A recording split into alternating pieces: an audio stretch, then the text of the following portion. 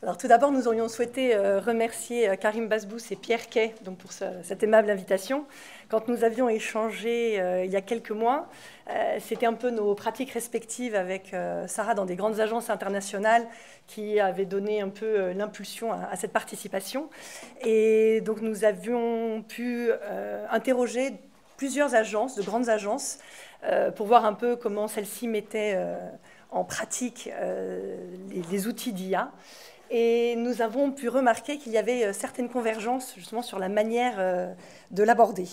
Et donc c'est pour ça que nous avons voulu intituler cette présentation « Réinventer la pratique professionnelle », car il s'agit bien là justement de s'adapter et de réinventer notre pratique. Donc je vais laisser la parole à Sarah. Merci Louise. Avant de rentrer dans le cœur du sujet, et pour détendre l'atmosphère, on voulait parler d'une émotion donc, qui est finalement humaine et qui parle à tout le monde et qui est la peur. Aujourd'hui, quand même, quand on parle d'IA et de transformation, plus généralement, la première émotion que l'on évoque, c'est la peur. D'ailleurs, même ni la peur, donc c'est très légitime d'avoir peur.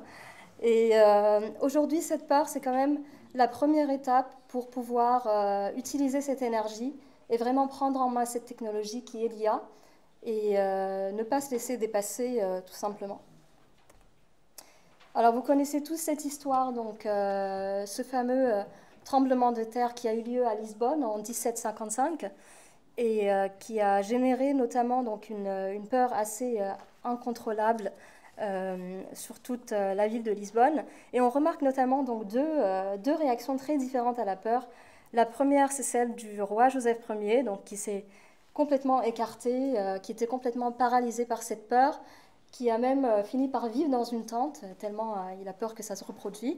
Et puis on a aussi la réaction du marquis de Pombal, donc, qui est avec sa citation très connue « Et maintenant nous enterrons les morts et guérissons les vivants », donc qui a donné cette énergie aux habitants en les encourageant à utiliser les sciences de l'époque et qui a réuni tous les architectes, ingénieurs pour finalement reconstruire Lisbonne, mais aussi la réinventer quelque part, donc en introduisant des nouveaux concepts, comme les cages pombalines, par exemple, résistantes au séisme.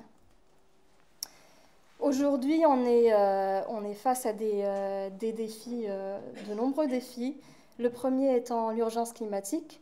On a aussi la hausse constante des coûts de matériaux, on a l'accélération des délais de conception et de production.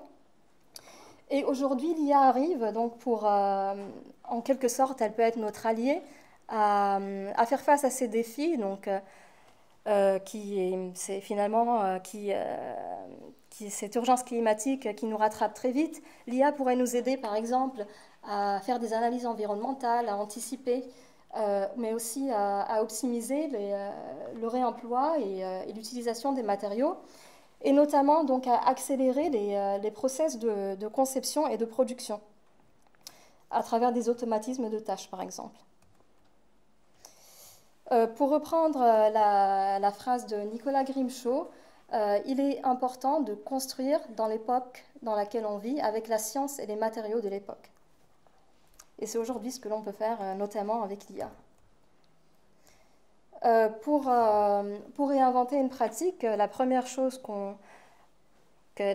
à faire, et c'est par là qu'on a commencé aussi au sein de Grimshaw, c'est d'explorer ce que c'est que l'IA. Donc de savoir déjà d'où elle vient. Donc l'IA, je pense que ça a été dit pas mal de fois avant nous, mais l'IA, donc elle est pas née hier. Déjà depuis 1950, il y avait les tests de Turing. En 1989, notamment, il y avait le net. Et il y avait DeepMind aussi en 2014. Donc, donc l'IA existe depuis bien longtemps. Ce qui fait la différence aujourd'hui, c'est sa démocratisation, ou quelque part, ce qui fait cette révolution aujourd'hui, c'est plusieurs choses. La première, c'est qu'on a enfin une puissance de calcul qui est suffisante. On a une disponibilité massive des données, donc les algorithmes IA ont besoin d'avoir une quantité massive de données pour pouvoir générer une intelligence derrière. Il y a des avancées aussi en apprentissage automatique, notamment avec le deep learning.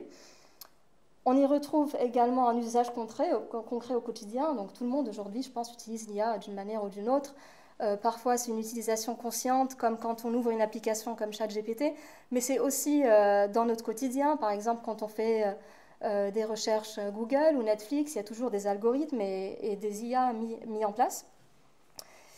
C'est des outils aussi accessibles à tous. Donc aujourd'hui, la majorité des outils IA sont quand même assez accessibles à tout le monde, quand même très peu chers pour l'instant. Et aussi la chose la plus importante, c'est l'adoption rapide par les entreprises. Aujourd'hui, les entreprises utilisent de plus en plus des outils IA, ce qui fait qu'il y a plus de demandes et donc plus de recherche derrière et plus de propositions de solutions sur le marché. Et par cette accessibilité, justement, on la retrouve donc à tout niveau personnel et professionnel, et dans tous les domaines également. Donc l'architecture n'est pas en reste, car elle a, avec son pouvoir d'analyse de données, de production de plans, d'automatisation de tout, on l'utilise finalement à tous les niveaux, à toutes les tâches, à toutes les phases du projet. Son usage donc, est répandu de manière plus ou moins évidente, comme Sarah vient de le dire, mais c'est surtout donc, la génération d'images qui a été la plus spectaculaire. Donc c'est vrai que cette production d'images a ouvert un peu le champ des possibles dans le domaine de la création. C'est vrai que c'est un nouvel outil qui permet donc de créer de nouvelles formes. Et ça le permet aussi des expérimentations, donc comme on l'a vu un peu par cette phase d'exploration, de tester, d'expérimenter de manière graphique et visuelle des choses qui sont quelquefois même un peu absurdes ou un peu folles. Je pense que vous avez vu beaucoup d'exemples de maisons un peu curieuses. Je pense au studio Tim Fu, par exemple, qui a fait des choses assez spectaculaires. Et c'est un véritable moteur d'inspiration. Ça a ouvert une créativité complètement folle. Mais parallèlement à cette créativité dont on parle, on s'aperçoit aussi qu'il y a paradoxalement un autre phénomène qui est la standardisation.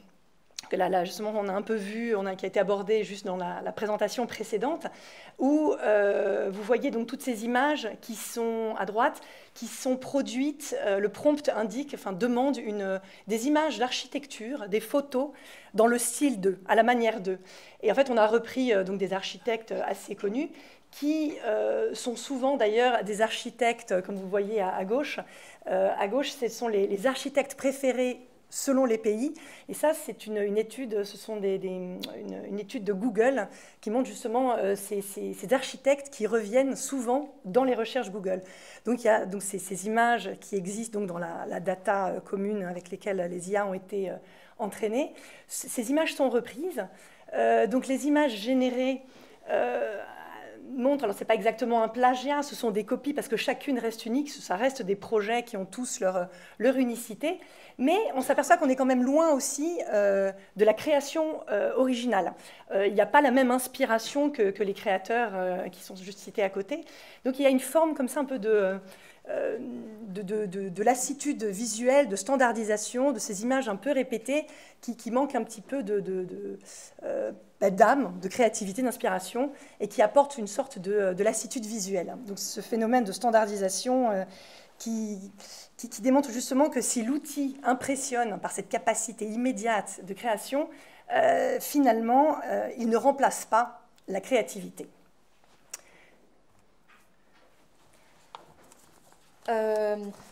Alors au sein de Grimshaw, justement, on a fait plusieurs expérimentations en interne. Donc l'idée, c'était d'inviter les architectes à explorer par eux-mêmes pour déjà s'intéresser et puis prendre en main aussi l'usage de l'outil. Ce que vous voyez donc à gauche, ici, on a deux images qui ont été générées avec le même prompt, avec une année d'écart. Et on remarque bien qu'il y a une certaine quand même imprévisibilité finalement par rapport aux résultats que l'IA peut générer.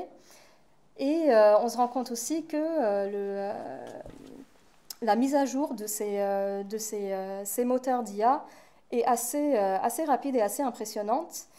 L'image que vous voyez à droite, donc on s'est amusé un peu à combiner plusieurs outils IA. On a demandé à ChatGPT, donc on a mis en données d'entrée notre prompt, on lui a demandé de l'améliorer pour qu'on l'utilise dans Midjourney. Et là, on se rend compte tout de suite que le résultat, il est déjà un peu plus intéressant et que finalement, les IA, évidemment, parlent mieux entre elles, quelque part, se comprennent mieux, ce qui paraît logique. Donc voilà, notre conclusion, c'était que là où la main hésite, hein, si l'idée n'est pas claire dès le départ, hein, si on ne sait pas sûr de ce que l'on veut obtenir, l'IA ne fait qu'imiter, en reprenant, donc, comme on l'a vu, toutes les images qui la nourrissent. Donc, l'idée, c'était que la phase d'exploration, une fois qu'on l'a un peu travaillé, qu'on a vu qu'on était peut-être un peu coincé sur les résultats qu'on voulait obtenir, il fallait donc réinventer aussi donc, la pratique architecturale par l'encadrement et essayer donc de cadrer l'IA. Donc aujourd'hui, nous avons pu, là, ces derniers mois, interroger pas mal d'agences d'architecture, d'agences souvent internationales, et qui sont revenues un peu avec cette même phrase, qui est qu'il faut maîtriser déjà, il faut le savoir exactement ce que l'on veut obtenir et savoir l'obtenir déjà par ses propres moyens. C'est que finalement, il faut savoir, un peu comme c'est écrit, façonner par soi-même avec les outils disponibles traditionnels. Car l'IA, si elle ne rend pas meilleure, permet d'aller plus vite, donc de gagner du temps et d'amplifier aussi les résultats. C'est qu'en fait, la leçon que nous avons apprise, c'était qu'il fallait déjà savoir où nous voulons aller et le chemin pour y parvenir, donc qui est le comment. Voilà, donc ça, c'était l'image que nous voulions justement vous montrer pour illustrer, c'était qu'en fait, utiliser l'IA, il ne faut pas que ça devienne comme demander l'itinéraire à un GPS sans en avoir la destination. C'est qu'il faut déjà savoir... Et oui, l'IA n'est pas un outil magique, c'est justement un outil qui nous aide, qui nous accompagne, mais ce n'est pas l'IA qui va concevoir pour nous. Malheureusement. Ou heureusement, plutôt. Heureusement. Ça dépend. Donc, comme a dit Héloïse, l'encadrement de l'usage de l'IA est nécessaire. Et ce n'est pas seulement un choix technologique, c'est aussi surtout un choix stratégique. Et il s'agit aujourd'hui, pour maîtriser une IA au sein d'une agence internationale d'architecture comme Grimshaw, on est obligé de passer par cette étape où on met en place une stratégie, on applique toutes les personnes qui font les personnes décisionnaires, finalement. Et on a mis en place donc plusieurs actions. La première, c'est le task force, donc mettre en place un groupe de travail autour de l'IA qui permet où on échange tout simplement sur nos besoins en termes d'IA au sein de Grimshaw, ce qui existe sur le marché, où est-ce qu'on veut aller, etc. On a aussi le policy framework, donc le cadre politique. Donc on met en place aussi un cadre politique pour être sûr que l'IA est utilisée de manière éthique au sein de Grimshaw. Il y a également en place donc, une knowledge strategy, donc pour vraiment cadrer, pour mettre en place une culture plutôt d'usage de l'IA au sein de l'agence. Évidemment, il y a la data strategy, donc la stratégie data, parce que finalement, si on n'arrive pas à structurer nos propres données et affiner ces données, l'IA va pas pouvoir faire des miracles où le résultat généré sera garbage in, garbage out, on n'aura pas grand-chose. Et puis on a aussi donc l'infrastructure, donc mettre en place tous les outils, les logiciels, l'infrastructure, les serveurs nécessaires pour faire tourner ces IA. Et derrière tout ça, évidemment, il y a quand même un gros investissement. Et c'est vrai qu'en tant que grande agence internationale, on peut se permettre, enfin, on a les moyens pour mettre en place ce genre de choses. Mais il faut voir ça plutôt comme un investissement, finalement, sur lequel on aura un retour dans quelques années. Et je pense que ça ne sera pas très, très loin. Donc l'IA... C'est une phrase que vous avez déjà vue tout à l'heure. Mais ça devient la phrase. Oui. Donc l'IA ne remplacera pas l'architecte, mais l'architecte qui utilise l'IA remplacera celui qui ne le fait pas. On est tous d'accord là-dessus, je pense, aujourd'hui. Alors, donc il ne faut pas perdre de vue non plus, donc l'IA est un outil formidable, mais ça reste de la technologie aussi. Il ne faut pas perdre non plus de vue les fondamentaux en fait, du rôle de l'architecte, qui sont bien sûr de conserver sa propre écriture architecturale et ne pas se faire un peu envahir et déborder par l'IA, et surtout comment préserver la propriété intellectuelle. Et en fait, finalement, si l'IA peut faire peur aussi là-dessus, c'est au contraire un outil qui peut servir à répondre justement à ces deux sujets. Donc, c'est là que, justement, réinventer la pratique professionnelle donc, se fait aussi par l'intégration de ces outils et donc la manière de les utiliser. Ce qu'on a vu d'ailleurs un petit peu la présentation précédente, c'était le développement en fait d'un projet d'architecture. Donc depuis là, vous avez la partie architecte en haut et la partie client en bas, parce que le client aussi était équipé d'IA. On avait vu que ça c'était un document qui date déjà de janvier 2023 et c'était un peu un exemple, c'est un document, je mets du RIPA aussi, je ne sais plus, et qui présentait un peu les moments d'application de l'IA sur le cours du développement d'un projet. Aujourd'hui, donc même 2 ans après, c'est complètement dépassé évidemment, et l'IA a pu s'intégrer à toute phase du projet pour chaque tâche. Donc on retrouve l'IA de manière assez omniprésente. Donc voilà. Et alors l'IA donc est omniprésente, mais sous diverses formes. Et il existe donc plusieurs typologies d'outils, dont les outils purement IA qu'on a pu voir par exemple ce matin et que vous connaissez déjà, dont on a parlé comme Lookix, Midjourney, etc. Ce sont des outils qui sont ou gratuits ou avec des licences payantes, qui sont des outils qui peuvent peut-être justement faire peur si on ne sait pas déjà les pratiquer. Mais pour une introduction, une entrée en matière peut-être un peu plus douce, il y a aujourd'hui donc les IA intégrés dans les outils du quotidien. Donc ça, c'est voilà, vous pouvez les utiliser ou pas. D'ailleurs, je pense que tout le monde est invité à les tester pour commencer à s'approprier un peu ces petites subtilités de l'IA. Elles sont intégrées dans des outils donc familiers, donc c'est peut-être plus invitant. Et il y a donc une autre typologie d'outils qui là va faire toute la différence justement dans les agences et qui permet d'ailleurs de répondre à ce phénomène un peu de standardisation aussi. Ce sont les outils développés en interne, des outils faits maison, qui correspondent à des besoins très spécifiques de l'agence et qui répondent donc à une demande de la pratique donc par des gens qui sont aussi des développeurs d'agence. Donc c'est là que les départements technologiques de ces grandes agences qui peuvent permettre de mettre des ressources techniques et humaines fait toute la différence. Donc pour les outils purement IA... Oui, alors je pense qu'aujourd'hui, quasi toutes les agences d'architecture ont Midjourney, donc utilisent Midjourney. Donc ça fait partie des outils purement IA qui sont le plus adoptés aujourd'hui dans les agences d'architecture.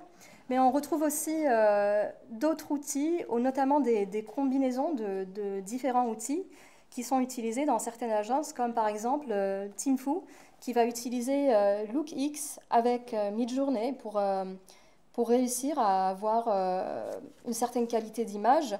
On a aussi, par exemple, MVRDV ou encore Zaha Hadid, qui utilisent à la fois Stable Diffusion, Midjourney en même temps. Donc il y a aussi cette possibilité de combiner plusieurs outils. Et c'est souvent... Alors il y a aussi, oui, pardon, il y a des IA qui sont intégrées de plus en plus dans les logiciels qu'on utilise au quotidien, tels que Veras, donc, qui est un plugin intégré au sein du logiciel Revit, qu'on utilise quand même pas mal, et qui permet de générer une image de rendu directement à partir du modèle 3D. Et on a aussi Firefly dans Photoshop, donc, qui permet d'éditer ou d'affiner une image. Et donc ce qu'il faut voir et retenir ici, c'est qu'il y a une grande quand même compétition qui se met en place entre les développeurs d'outils, et chacun essaye de s'approprier l'IA dans ses propres outils pour éviter aux utilisateurs d'adopter des solutions externes. Et donc c'est assez important d'être vigilant là-dessus. Et c'est ce qui nous ramène aussi, donc, après exploration de tous ces outils et après découverte de leurs limites, ça nous mène donc à une personnalisation, donc à la création parfois d'outils personnalisés pour répondre mieux à nos propres besoins. Donc là, c'est là qu'on retrouve justement donc, ces grandes agences qui ont la chance d'avoir ce département technologique qui permet justement de développer ces outils. Et il y a bon, évidemment des facteurs incontournables qui sont donc la création de la data. Si on veut pouvoir justement conserver une écriture propre ou travailler toujours son style architectural, il faut veiller justement la source, enfin la donnée d'entrée, pour ne pas se retrouver justement avec tout ce qui est en libre accès, et donc de créer sa propre bibliothèque pour personnaliser sa création. La sécurité de cette donnée, qui va être visiblement aussi qui est déjà un sujet de questionnement très très fort. Cette sécurité, forcément, a un lien direct avec la propriété intellectuelle, qui est aujourd'hui un questionnement qu'ont toutes les agences et qui est un véritable défi. Et alors un peu plus loin et toujours en développement, c'est le contrôle de la géométrie, parce qu'évidemment on est là pour construire aussi, et que toutes ces images générées, donc d'après modèle, où c'est on a des choses qui ne sont pas uniquement des graphiques, mais qui sont des projets qui sont des vrais modèles 3D, avec justement ces passages d'une IA à une autre. Il faudra toujours pouvoir garder le contrôle de la géométrie, en gardant bien en tête le projet final, la construction au bout du process. Et donc, c'est ces enjeux techniques que Héloïse vient d'évoquer qui nous ont conduit aussi au sein de Grimshaw de développer notre propre in-house tool qui nous permet donc notamment de customiser la banque d'images qui est utilisée en données d'entrée pour générer des images derrière. Et de cette manière, ça nous permet de générer des concepts qui quand même conservent notre style architectural. Et c'est aussi des outils qu'on peut customiser. Donc on a choisi d'améliorer les montées de résolution à travers cet outil. Il y a aussi une certaine colorimétrie de l'image qui correspond au résultat que nous, en tant qu'agence, on aimerait avoir. Une mise en place, évidemment, d'un outil personnalisé implique un test de plusieurs équipes. Donc on l'a mis en test sur plusieurs projets. Les équipes se sont amusées à générer des images différentes. Et à travers ces tests, donc, on a fait une analyse des différents feedbacks ou retours d'expérience des uns et des autres. Et de cette manière, ça nous permet de garder le contrôle finalement sur l'usage de l'IA et de la développer, améliorer notre propre outil interne sans attendre finalement que d'autres éditeurs ou d'autres développeurs améliorent leurs propres outils pour qu'on puisse se les approprier. Une chose très importante donc, quand même à considérer, c'est que l'investissement entre un in-house tool et Midjourney, par exemple, qui est juste simplement un investissement dans des coûts de licence, il est assez différent. Donc le in-house tool va être bien plus cher que juste une licence Midjourney, parce que ça implique de mobiliser donc un développeur, déjà pour développer l'outil, mais ça implique aussi des locations de serveurs plus puissants pour qu'on puisse faire tourner cet outil. Et ça a un coût assez conséquent, mais c'est là où la stratégie et le regard plutôt à long terme est très important, parce que nous, ce qu'on regarde aujourd'hui, c'est que les licences, on a une licence aujourd'hui pour tout Grimshaw international, on a à peu près 600, on a une licence Midjourney, parce qu'aujourd'hui, la licence, on peut la faire juste avec une adresse mail et tout le monde peut y accéder. Demain, ça ne sera plus le cas. Demain, il y aura une concurrence un peu plus forte et on risque d'avoir... c'est arrivé avec beaucoup d'autres logiciels où les licences deviennent très vite nominatives, ce qui fait qu'il faut multiplier le coût par 600 si on veut l'utiliser. Et c'est à ce moment-là, ça s'équilibre un peu, ou voire même l'outil in-house devient plus rentable. Alors, ce qui avait été dit tout à l'heure aussi, c'était que les outils qu'on utilise ne sont pas forcément... les outils qu'on va développer en interne ne sont pas forcément des outils de génération d'images ou de création de visuels. Ça peut être des outils purement pratiques qui vont permettre de classer tous les documents, de retrouver des informations dans le cadre d'un concours. Ça peut être des outils pratiques pour aider à la rédaction de comptes rendus, pour laisser justement toute la partie créative et les ressources justement des architectes pour la création, et justement que les choses soient bien séparées et que l'automatisation que permettent ces outils reste justement à des tâches chronophages, pénibles, et que finalement la partie purement architecturale et créative reste en main des architectes. Notamment... Ah oui, déjà. Donc pour continuer sur ce que disait Héloïse, donc, effectivement, on a pensé aussi à d'autres usages de l'IA. Là, par exemple, ce que vous voyez, c'est un configurateur de data center. Donc on s'est appuyé en données d'entrée sur tous les projets de data center de Grimshaw. Et à travers donc, ces données, on peut créer un configurateur qui va nous aider finalement à prouver quelque part, à démontrer notre savoir-faire sur la conception de data center aux maîtrises d'ouvrage. Donc l'IA peut aussi être utilisée à d'autres fins, comme on voit ici. Et c'est donc réinventer la pratique professionnelle à travers la formation, parce que la formation aujourd'hui des gens qui sont en agence, donc ça se passe, alors il y a un grand déséquilibre aujourd'hui dans les agences, c'est que les agences qui peuvent avoir cet accompagnement technologique sont généralement des grandes agences qui ont les moyens. Et donc, on retrouve comme ça ce déséquilibre avec des agences de structure plus modestes qui ne peuvent pas se permettre justement ce développement d'outils et toutes les explications qui vont avec. Donc, c'est finalement les plus petites agences vont rester très longtemps en phase d'exploration, vont peut-être perdre du temps, vont être peut-être déçus par les résultats et vont trouver finalement cet outil presque inefficace. On a eu le cas dans beaucoup de témoignages aussi de personnes qui en ont eu un mauvais usage et qui finalement ont été très déçues. Ça reste un outil et effectivement, quelquefois, on ne peut pas... c'est pas toujours intuitif et instinctif et on a besoin d'être accompagné là-dessus, d'être formé. Donc voilà, justement, si l'IA peut nous aider à améliorer, à nous amplifier, à nous augmenter nous-mêmes, ça peut être aussi un élément assez néfaste si elle est mal utilisée. Ça peut créer justement pas mal de problèmes. Donc il faut justement aussi distinguer dans les outils personnellement, enfin particulièrement ceux qui sont personnalisés, la partie créative qu'on veut peut-être se garder pour soi et la partie d'automatisation qui va permettre un gain de temps quand même considérable et précieux. Et la mise en œuvre de l'IA reste toujours, enfin la stratégie justement technologique en agence reste toujours une décision prise de manière collégiale entre les personnes un peu expertes, compétentes en technologie et les associés fondateurs ou les architectes qui vont l'utiliser.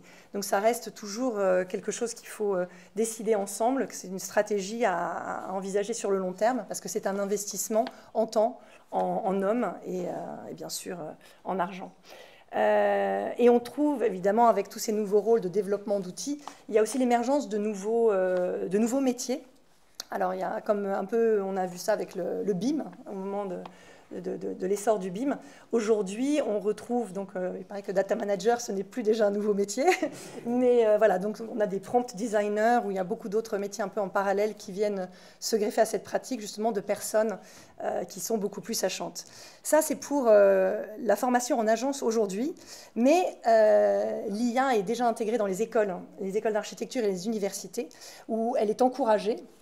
On pousse son usage, donc les élèves peuvent travailler avec, c'est encouragé, on l'a vu d'ailleurs avec Neil tout à l'heure. Mais bien sûr, la manière d'évaluer les élèves va devoir suivre aussi en conséquence, parce qu'aujourd'hui, ce ne sera pas forcément le résultat qui sera jugé, puisque l'IA en fait une bonne part, mais c'est que finalement, l'étudiant devra aller plus loin dans son esprit et sa pensée critique, dans son jugement, dans ce qu'il va donner à l'IA pour créer justement son projet. Donc c'est toute la partie un peu d'inspiration et d'intuition, donc sa connaissance, ses idées en fait qui vont être aussi mises en valeur. Donc finalement c'est cette évaluation, voilà, les professeurs vont aussi devoir s'adapter à la manière de les juger. Et on s'aperçoit que, comme évidemment l'IA est un outil universel, il y a énormément de partenariats qui se mettent en place déjà aujourd'hui entre universités et grandes agences, dans la recherche aussi. Et on retrouve justement des masters très spécialisés d'IA et dans le monde de la construction. Et Grimshaw, justement, y participe aussi. Donc oui, aujourd'hui, je pense plus que jamais, c'est important qu'il y ait des collaborations entre universités et agences, donc vraiment entre professionnels et académiques. Nous, au sein de Grimshaw, on a fait une collaboration avec l'université de Lancaster, où on traite notamment le sujet de l'intelligence artificielle pour les bâtiments à faible émission carbone. Et finalement, en collaborant, ça nous permet d'aller 2 fois plus vite parce qu'on met à profit tout le travail de recherche qui est fait par les universités et puis aussi on l'applique directement au sein d'une pratique professionnelle. Et donc aujourd'hui, on a l'honneur d'avoir Dr Desfagan qui est 3 jours par semaine qui travaille au sein de Grimshaw. Et ça aide vraiment à accélérer la mise en place des technologies comme l'IA. Alors, dernière chose pour la réinvention de la pratique. Oui, je vais essayer de faire très vite. On va peut-être sauter les slides. Oui. Donc, la dernière étape dans la réinvention de la pratique, c'est aussi l'ouverture. Donc, c'est important d'être ouvert à tout ce qui se passe autour du métier d'architecte. Donc, notre métier est impacté par l'IA, mais on a aussi tous les acteurs de la construction avec lesquels on travaille et on collabore au quotidien qui sont impactés et qui utilisent aussi l'IA. Notamment, il y a certaines maîtrises d'ouvrage qui utilisent l'IA pour, par exemple, essayer quelque part de se passer des architectes, comme certains promoteurs immobiliers qui construisent qui font plus de quantité que de qualité, et donc ils préfèrent créer avec l'intelligence artificielle leur propre configurateur qui permet d'aménager des différentes configurations de logements.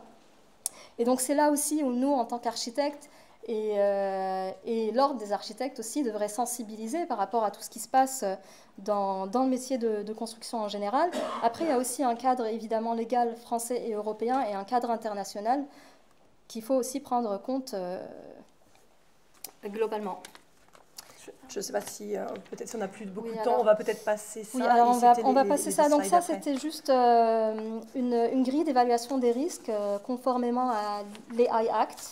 Donc l'AI Act européen qui permet de classifier les utilisations d'IA avec des niveaux de risque différents. Donc on a un niveau de risque limité, élevé ou minimal. Et ça dépend en fonction de l'outil. Par exemple, Midjourney a un risque limité. Et ça nous impose juste d'être transparent sur l'usage d'une IA. Donc, si on génère une image avec Midjourney, il faut juste être transparent et dire quel outil on a utilisé. Mais il y a notamment des choses comme l'analyse de performance énergétique, où là, c'est classé risque élevé, parce que ça a un impact environnemental, et ça pourrait créer des problèmes bien plus conséquents. Donc, c'est important d'identifier les outils d'IA qu'on utilise, vérifier aussi leur niveau de risque, appliquer les obligations de transparence et tenir compte de l'évolution des textes. Ça fait partie un peu de la charte des bonnes pratiques de l'usage de l'IA. Chaque agence met aussi en place comme ça, un guide des bons usages, mais il y a des choses qui sont assez... qui sont uniformes pour tout le monde. Oui, non, tu peux le... Je crois que ce sera plus intéressant. Alors ça, oui, on l'a déjà vu avec Laurent. C'est le rapport du RIBA sur l'utilisation de l'IA dans la pratique d'architecture ou de construction en général. Et donc, on voit bien, ce qu'il faut retenir, c'est qu'il y a 59% quand même d'entreprises qui n'utilisent pas du tout l'IA. Et il y a quand même, on a quand même 20% d'entreprises qui ont investi dans l'IA. Donc, ils ont mis quand même un budget en place pour développer l'IA.